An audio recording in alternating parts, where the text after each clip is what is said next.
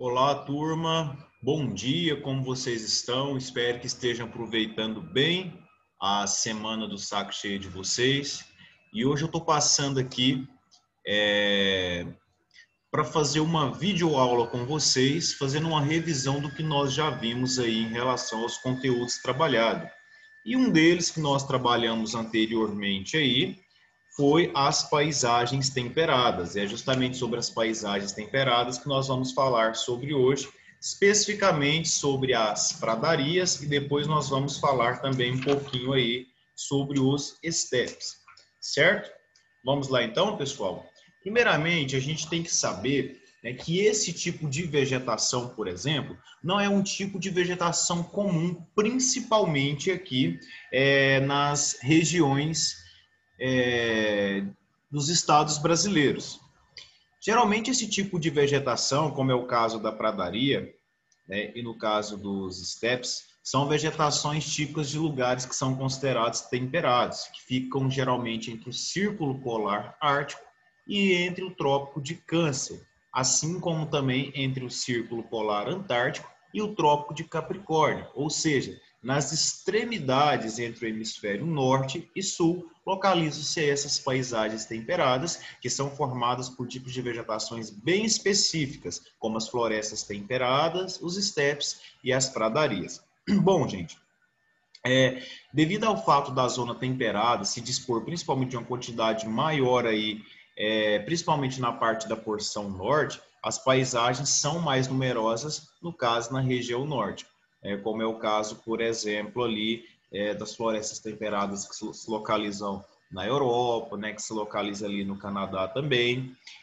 Além disso também, essas regiões temperadas, ela tem uma menor incidência de raios solares, e isso acaba contribuindo para que esse tipo de vegetação acabe se tornando uma vegetação temperada. O que seria uma vegetação temperada, né? Seria uma paisagem onde o clima ele não é totalmente quente, né? Mas ele é um clima formado por paisagens intertropicais, né? E isso faz com que a paisagem acabe apresentando aí paisagens bem diversificadas, né?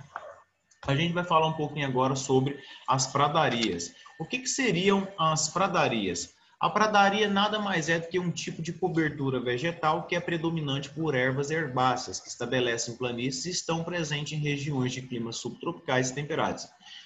Além disso também, pessoal, as pradarias elas possuem um solo fértil, né, por conta do alto índice de matéria orgânica disponível, e esse acúmulo de material é originado a partir da curta vida das plantas das regiões, nos quais geralmente são formados períodos que são mais secos, e isso acaba formando uma camada que é chamada de humus, que geralmente fica se concentrado nessa parte inferior aqui do solo. Bom, e aí onde nós podemos encontrar aí as pradarias? Bom, nesses países, nessas partes do hemisfério norte, como Estados Unidos, na parte central, no Canadá, no norte do sul da África também é possível encontrar, na Argentina, Uruguai, Sudeste, Austrália. Então, esses são os lugares mais comuns que nós podemos encontrar esse tipo de paisagem. O clima das pradarias, pessoal, ele é dividido em pradarias tropicais e pradarias temperadas. Então, as pradarias, geralmente, elas ocorrem em locais de clima temperado e subtropical. Geralmente tem verões e primaveras que são chuvosos, o inverno e o outono são considerados mais secos. No entanto, nós temos esses dois tipos de pradaria, que são as pradarias tropicais que apresentam um clima quente e seco, que é essa de cima que vocês estão vendo, e tem as pradarias temperadas, que possuem temperaturas que podem variar entre o quente e o frio, e isso vai depender muito da estação. Bom, aqui é só um gráfico rápido de temperatura para vocês verem na média do mês de novembro, que é a época mais quente do ano, né? No caso aqui nas pradarias e nos pampas, né? Isso aqui não é, como se diz, relevante a gente ver, porque a gente precisaria de um gráfico específico de um determinado lugar para a gente saber a média da temperatura. Então, essa parte que a gente vai pular, tá? Bom, gente, e aí nós temos esses tipos de pradarias. Ó, nós temos as pradarias altas, né, que ocorrem nessas regiões mais úmidas, nas quais podem se desenvolver gramíneas com até 2 metros de altura, cujas raízes são profundas. Nós temos as pradarias mistas, cuja vegetação apresenta uma grande diversidade de plantas, os solos geralmente são mais férteis, e as pradarias mais baixas, que é bem parecido aqui com as nossas pastagens, né, onde tem uma menor diversidade de plantas, com predominância de gramíneas e pequenos arbustos, né, no caso aí de pequeno porte também, como esses aqui que vocês estão vendo. Bom, gente, e como que é a flora da pradaria?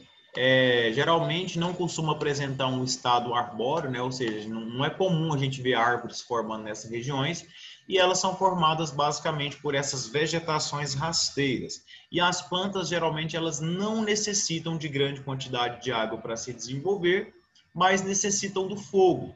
As queimadas naturais, nesse caso, elas são benéficas para o ciclo da vida dessas plantas, no caso das gramíneas, porque isso faz com que algumas sementes venham germinar, né, e acabam desenvolvendo um certo mecanismo de adaptação. Né? Mas lembre-se, as queimadas naturais, não são aquelas queimadas que são provocadas pelo ser humano.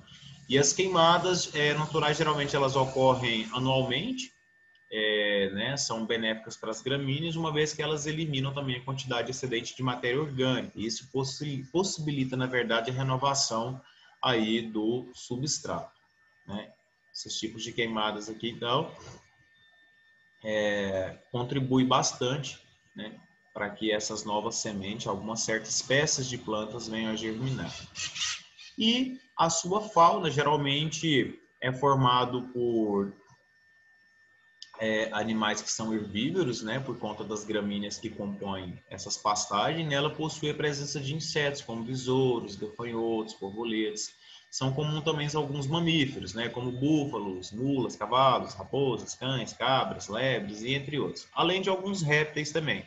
Na pradaria temperada, que no caso aqui ocorre nos Estados Unidos, é comum a presença de animais de grande porte, como os búfalos americanos. Agora, já nas pradarias tropicais, são mais comuns animais como girafas, rinocerontes, elefantes, que nem no caso dos animais que compõem o continente africano, né? Aqui são só algumas imagens para vocês verem, né?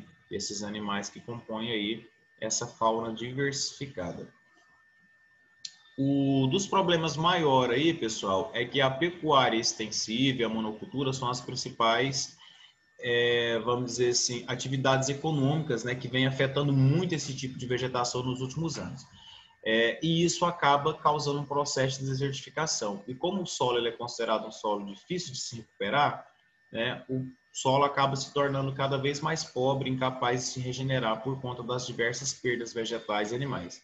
Então, geralmente empresas, pessoas que estão interessadas no cultivo de árvores para a produção de celulose ou fins, alegam que as pradarias são um tipo de vegetação secundária, né? Porque geralmente elas aparecem em locais onde a vegetação original, né, pretensiosamente outras florestas foram degradadas. Então, por isso eles tentam justificar que a transformação das pradarias em florestas plantadas geralmente é uma forma de apresentar essas espécies exóticas, né, que não é rara, no caso, apenas uma determinada espécie que eles querem trabalhar, no caso, a monocultura. Aí é onde que eles acabam criando aí, ó, pastagens para gado, né? Plantam eucaliptos para extração da madeira, e aí vão degradando cada vez mais aí a natureza. Bom, gente, falar um pouquinho para vocês sobre os steps, né? Que nós falamos sobre as pradarias, falar um pouquinho sobre os steps. Qual que é a diferença entre eles? A diferença, só pela imagem, você já começa a identificar aqui, entre as duas, como por exemplo, os steps, né, é determinado pelo clima, né, no caso, ou seja, as pradarias ocorrem em clima mais úmidos, enquanto os steps em climas mais secos. Então nós temos as diferenças aqui. Bom, aqui eu não vou passar esse vídeo para vocês, que não vai dar tempo da gente ver. Então deixa eu dar uma pausinha aqui para mim falar um pouquinho sobre os steps.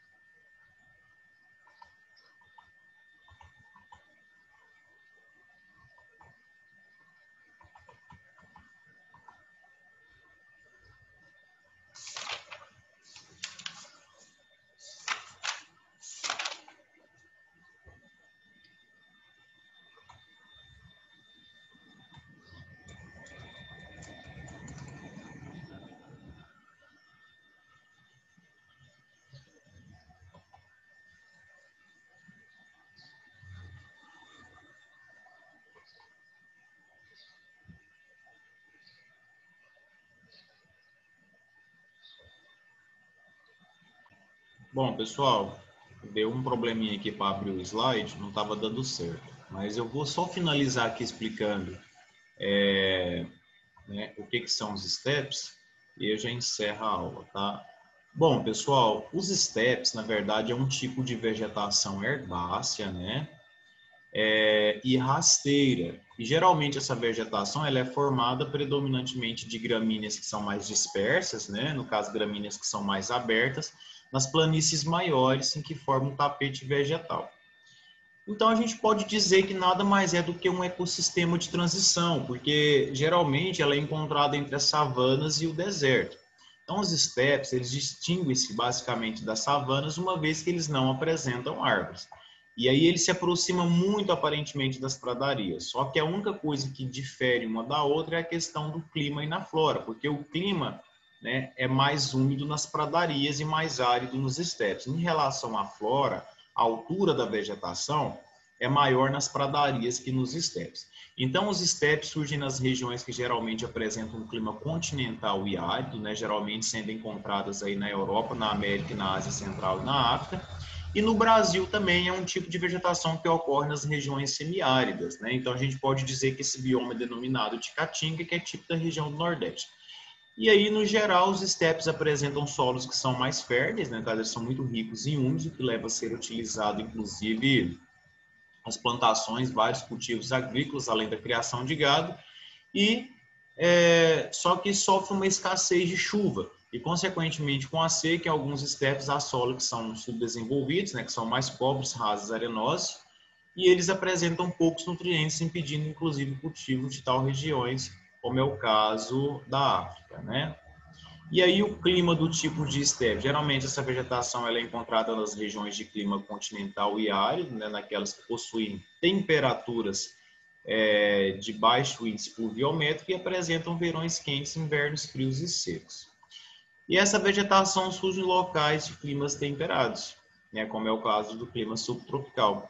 E a diferença entre eles está entre o julgamento do clima, que geralmente eles são inseridos sendo o estepe subtropical mais úmido que o estepe temperado. Em relação à fauna e à flora, a flora dessa vegetação ela é composta por diversas espécies de gramíneas, como grama e capim, além dos baixos arbustos espinhosos. E além disso, onde o clima é mais árido, surge também as denominadas espécies de vegetações xerófitas, que são adaptadas à escassez da água, como por exemplo os cactos. E a fauna dos estepes reúne, por exemplo, babuínos, cavalos, né, coiotes, antílopes, suricatas, ratos, águias e entre outros. E só para a gente finalizar, para me falar uma curiosidade para vocês, o nome da vegetação steppe está inspirado em um termo russo que é chamado steppe, que indica ecossistema formado na planície ucraniana. Muito legal, né, pessoal? Bom, gente, então eu finalizo a nossa aula aqui de hoje. Espero que vocês consigam entender essa rápida explicação dessa aula de revisão. E a gente se encontra aqui após essa semana de saco cheio, certo? Então, um super abraço para vocês e até a nossa próxima aula.